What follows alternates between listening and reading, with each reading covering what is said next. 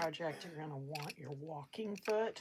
It looks like this. Do you see how that little crab claw goes around this pole?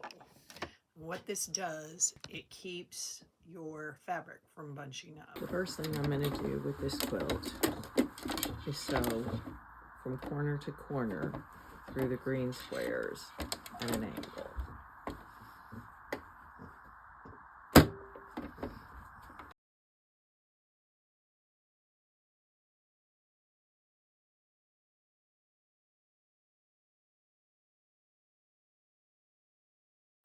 I'll go to this corner and do the same thing until I have a cross through all the green squares.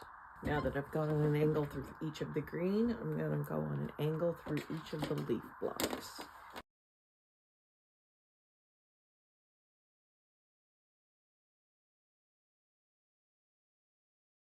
Now that I've sewn on an angle through all the 4 patches, this quilt is completely secure. So the last thing I'm going to do as to quilting is run a stitch in the ditch around the border.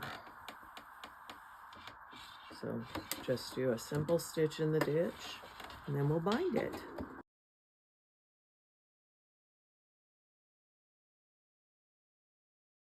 Now that I have my crisscross lines and my stitching in the ditch, the quilting on this is finished, and I'm going to trim up the edges and put on my binding.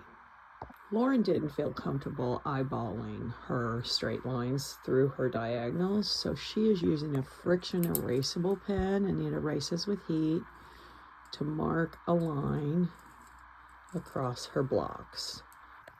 Okay, Lauren has found the center of her quilt, and using a walking foot, she's going to drop her needle and sew along those lines that she made.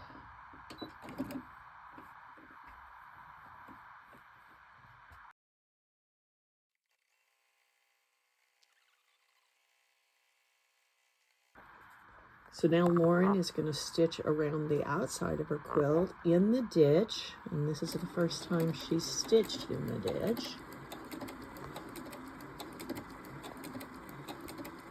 And she's doing a fine job.